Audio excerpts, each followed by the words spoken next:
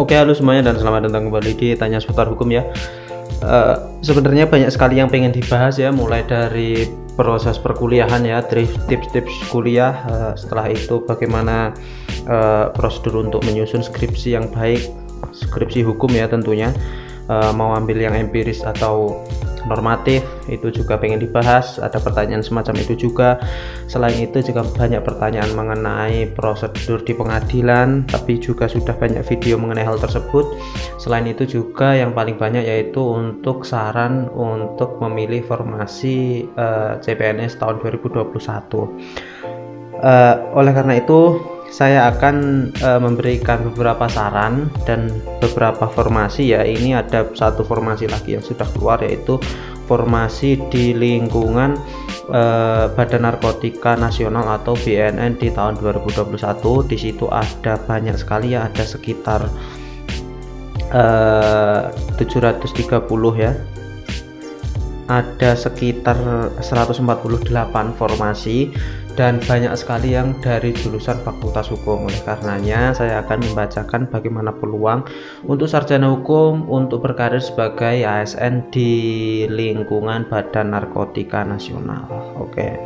Yang pertama, untuk formasi Badan Narkotika Nasional BNN di tahun 2021 itu sudah keluar, dan formasi CPNS 2021 diatur di Keputusan Menteri Aparatur Sipil Negara nomor 737 tahun 2021 ya, tentang penetapan kebutuhan pegawai aparatur sipil negara di lingkungan Badan Narkotika Nasional tahun anggaran 2001 tertanggal 22 April tahun 2021.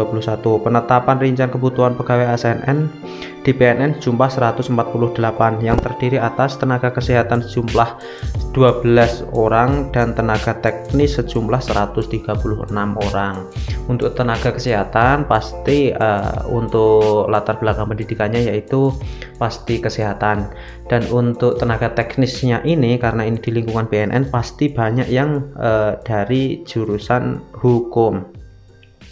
Yang pertama yaitu ada ahli pertama analisis anggaran, ini tidak ada hukumnya, yaitu ada akuntansi manajemen keuangan ya, ekonomi, ini intinya dari background pendidikannya ekonomi.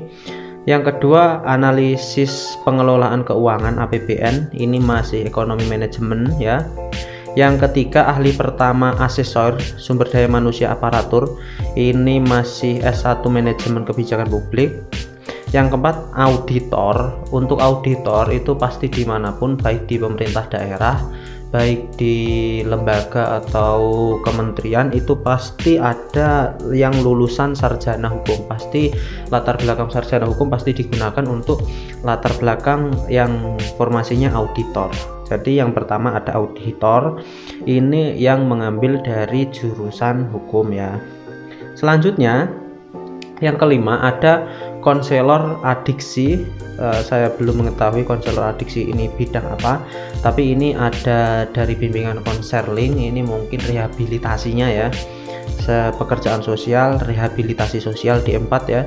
Setelah itu ahli pertama penerjemah, ini juga nggak ada hukumnya, pasti ini dari bahasa Mandarin, bahasa Inggris, karena untuk yang terjerat kasus narkoba itu tidak hanya dari di Indonesia aja, ada banyak yang dari luar negeri juga itu. Yang ketujuh ahli pertama pengelola pengadaan barang dan jasa, ini ada S1 hukumnya, latar belakang S1 hukum juga bisa masuk di sini.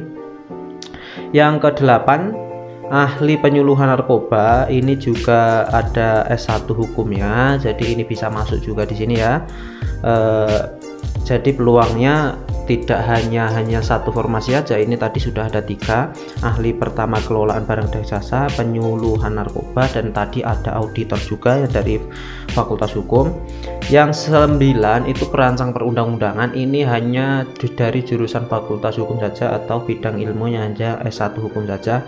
Perancang perundang-undangan pasti itu backgroundnya ya sarjana hukum.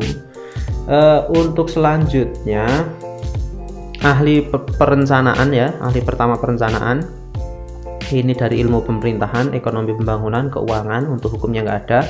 Setelah itu penata keuangan atau APBN, ini dari manajemen keuangan, D3 akuntansi. Analisis kelembagaan, ini jadi juga ada S1 hukumnya masih digunakan di analisis kelembagaan, dari background hukumnya juga masih bisa. Jadi sudah ada 4 ya, selain tadi auditor dan lain sebagainya tadi.